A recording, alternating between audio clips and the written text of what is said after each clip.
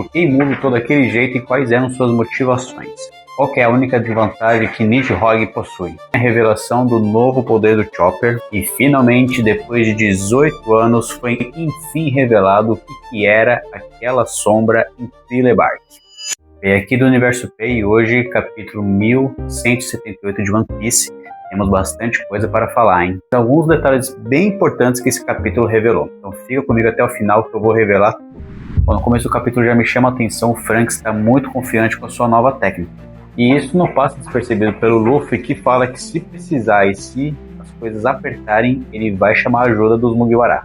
Então aqui a gente está vendo que o nível deles aumentou bastante em Elbaf, mesmo que de uma maneira sutil, sem que a gente tenha percebido. O nível deles aumentou e eles estão bem mais fortes agora. E o confronto entre Mu, Luffy e Lock se iniciou. Já de cara podemos perceber uma grande desvantagem que Lock, de sua forma Nidhogg, possui. Ele é tão colossal e extremamente grande que ele tem dificuldades de localizar inimigos pequenos. Seu tamanho traz uma grande vantagem física, porém ele reduz muito a visibilidade de Lock. E a gente pode pensar que um inimigo gigante como Lock pode esmagar facilmente qualquer inimigo. Porém, quando o inimigo, por mais que seja pequeno, é ágil, extremamente forte, a gente tem alguns exemplos. O próprio Luffy no Gear 50 e o Shanks.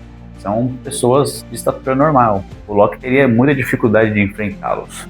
Claro que, localizando o inimigo, fica tudo mais fácil para ele derrotar. Fica bem explícito e Oda coloca 2 vezes no capítulo a dificuldade que Lock tem de localizar Imu durante a batalha. E vemos que Imu está um pouquinho apressada durante a batalha. Ela simplesmente sai do corpo de Gunko, no seu formato serpente, toda estranha. Ela usa seus tentáculos para tentar fazer o Dome Reverse no Lock e no Luffy. Ela quer acabar com a batalha o quanto antes. E esse comportamento de Imu me chamou um pouco a atenção. Por que ela está tão apressada assim? E o motivo eu vou falar um pouco mais no final. Nesse momento que ela tenta usar o Dome Reverse no Lock e também no Luffy, a gente pensa que está tudo acabado.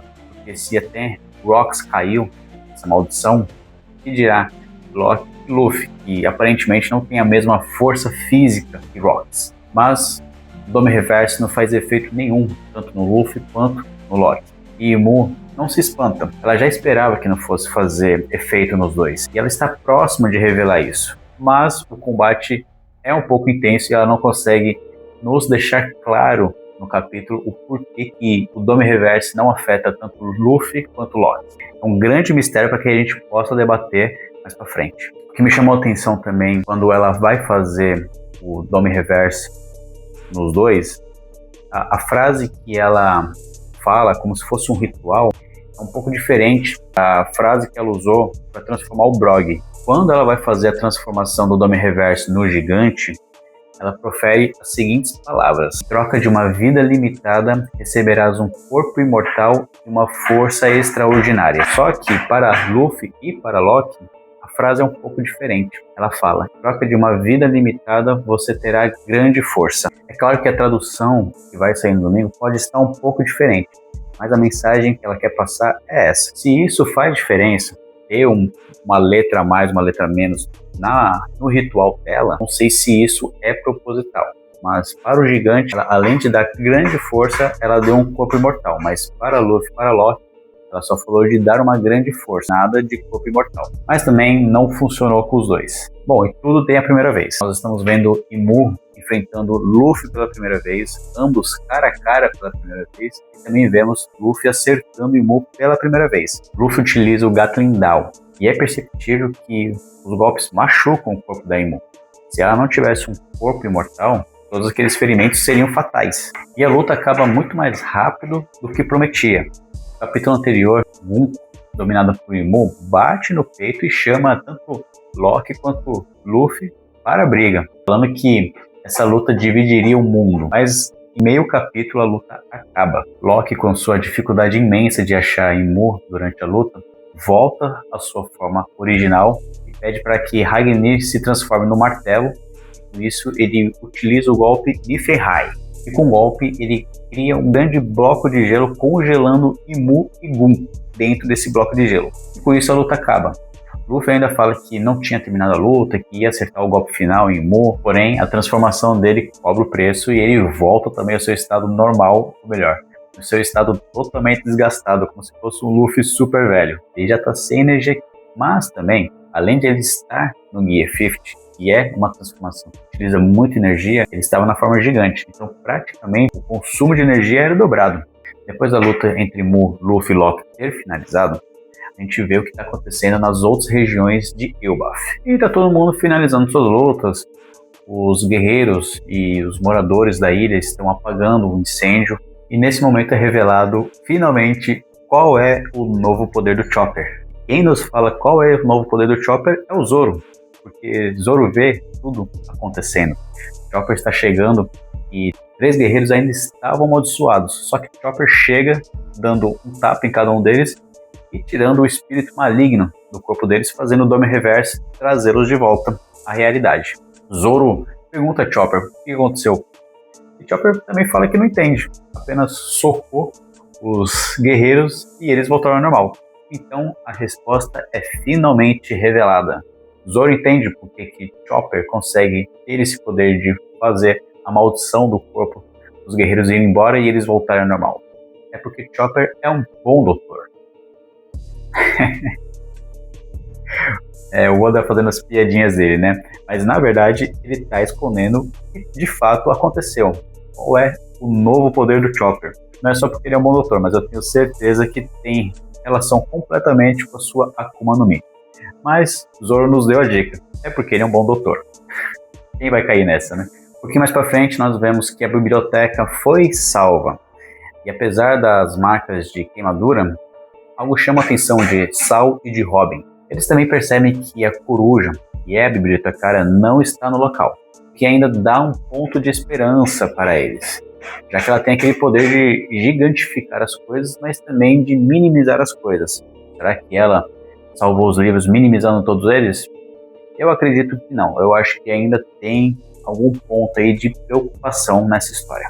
E a sensação que algo está muito errado ainda continua no capítulo, mesmo sabendo que os 3 cavaleiros sagrados que estavam lá foram derrotados, assim como Imu também foi interceptada. Ainda há uma sensação que algo ruim ou vai acontecer ou já está acontecendo. E talvez a questão dos livros terem sumido seja um presságio do que está por vir. E a gente percebe que o Sanji está inquieto.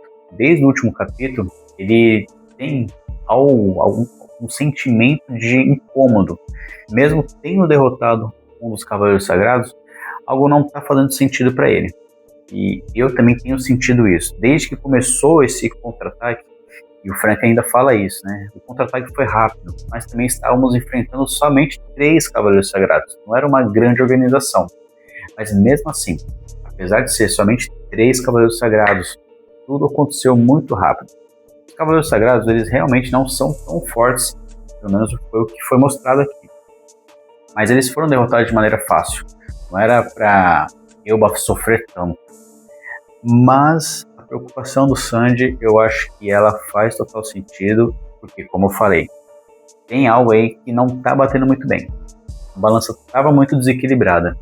Então eu acho que os cavaleiros realmente aprontaram alguma coisa aí que a gente vai ficar sabendo ainda. A gente vê que uma parte da ilha Sommers sobreviveu, apenas o coração dele e a sua cabeça estavam intactos, mas pelo visto isso já é o suficiente para fazer a regeneração funcionar. Mu, como ela é praticamente um espírito, ela consegue se desvencilhar do gelo. Ela simplesmente some e volta para a Terra Sagrada. Mas um detalhe é importante, Gunko fisicamente ficou preso no gelo ainda. E agora, esse é o momento que a gente entende por que Imu estava com pressa. No capítulo 1149, quando Imu vai para a terra de Elbaf e entra no corpo de Gunko, ela chega com uma mensagem. Por que vocês estão demorando tanto? Apressem-se, a Terra Sagrada está em chamas. E aí é interessante ver que quando ela volta nesse capítulo 1178 para Marijoá, a gente pode ver um vislumbre de como está a Terra Sagrada. Está com destroços totalmente queimado. Então provavelmente veremos alguma notícia agora no final do arco sobre o que aconteceu na Terra Sagrada. E muito provavelmente tem relação com o exército revolucionário. Dragon e Sabo estavam na Terra Sagrada, estavam atacando ali, E os almirantes, os Gorosei e o Akainu não conseguiram proteger a Terra Sagrada, porque ela está destruída e está queimada. Então isso explica o motivo de Mu estar lutando daquele jeito. Ela praticamente não usou toda a sua força, ela também não estava fisicamente no local, então ela já não estava usando 100% da sua força, mas ela preferiu uma abordagem na luta onde ela tentava fazer o Dome Reverse, não só no Luffy, no Loki, mas em todos os guerreiros ali, para que a situação se encaminhasse para o jeito que ela quisesse o mais rápido possível. Mas por quê? Porque ela queria voltar para a Terra Sagrada, ela queria proteger a Terra Sagrada o quanto antes. E ela também queria que os 3 cavaleiros que estavam em Elbaf voltassem para a Terra Sagrada. Lembra que Shamrock teve que voltar por conta disso. Então isso explica a motivação dela estar lutando dessa maneira, querendo que tudo se resolvesse rápido. E isso lhe causou a derrota. Uma derrota completa, não só dela, como também dos Cavaleiros Sagrados. Então o capítulo finaliza com Imu dizendo que está na hora dela sair da Terra Sagrada por um tempo. Então isso significa que fisicamente estamos prestes a ver como Imu ela é de verdade. Ou ela ou ele, como é esse ser de verdade. Ela vai sair da Terra Sagrada e ela vai fazer o seu movimento. E que movimento é esse? Olha, não sabemos ao certo, mas com certeza ela vai atrás dos Mugiwara. Bom, felizmente o arco está finalizando e está finalizando de uma maneira positiva. Se a gente pegar um resumo do arco, a gente teve aí evolução dos Mugiwara, a gente teve também a redenção do Loki. O Loki praticamente ele é um novo aliado, pode não se juntar ao bando, mas ele é um novo aliado. E principalmente nós tivemos uma revelação depois de 18 anos. O capítulo se inicia com Imu enfrentando Loki, dizendo que há anos atrás, um barco gigante, uma figura também gigante, sendo seu capitão, navegava aos mares, se escondia atrás das névoas e buscava sempre derrotar os navios do governo mundial que ali passavam perto desse navio. E havia um mito muito grande, uma figura, uma sombra colossal se escondia atrás da névoa. Então se a gente pegar ali o final de Thriller Bark, a gente vê aquela sombra enorme com olhos vermelhos. A sombra era na verdade Nidhogg. Tudo bem que ali a gente vê praticamente como se fossem 3 torres aquela sombra. Mas, assim, o Oda, ele sempre esconde muito bem o design dos personagens. E ali, ele provavelmente não tinha um design já 100% pronto do Loki ou do Nidhogg. Tanto que o Loki, quando aparece a primeira vez, a figura dele é de um gigante meio gordo, cabelo enrolado e tudo mais. Então ali era um presságio de Nidhogg, era a sombra de Nidhogg ali em Thriller Bark. E essa revelação foi assim grandiosa, porque o capítulo, se não me engano, 490, ele saiu em 2008. E aí na animação é o episódio 381. E, poxa, 2008, hoje estamos em 2026, 18 anos depois, o Oda resolve revelar o que era aquela sombra. Assim, obviamente, ele não deixou preto no branco e a sombra era Loki, mas toda a conexão faz sentido. Já tínhamos visto que Harold ele tinha essa metodologia, mas ali ele estava amando do governo. O governo mandava nele para que ele se escondesse nas névoas e atacasse os navios piratas. Só que Loki fez praticamente a mesma coisa, só que atacando os navios do governo mundial. E ele meio que vigiava a rota ali, o triângulo de Florian, na forma Nidhogg. E também o que indica que a sombra era Nidhogg, era Loki, é por conta dos olhos vermelhos. Então foi uma revelação extremamente boa, depois de 18 anos. Então mais um mistério agora cortado de One Piece. Mas é isso, meus amigos, eu agradeço você que ficou até aqui, um vídeo um pouquinho longo, um pouquinho improvisado também, tive que correr para fazer esse vídeo, tô até suando aqui, quase que eu não consigo fazer hoje, mas é isso, o vídeo está feito, espero que vocês tenham gostado, espero que vocês tenham assistido até o final, que vocês possam curtir, comentar alguma coisa aqui, deixa aqui nos comentários o que você achou desse capítulo, E não se esquece de se inscrever no canal para me ajudar aí nessa meta pessoal de atingir 500 inscritos. Agradeço e até a próxima. Fui!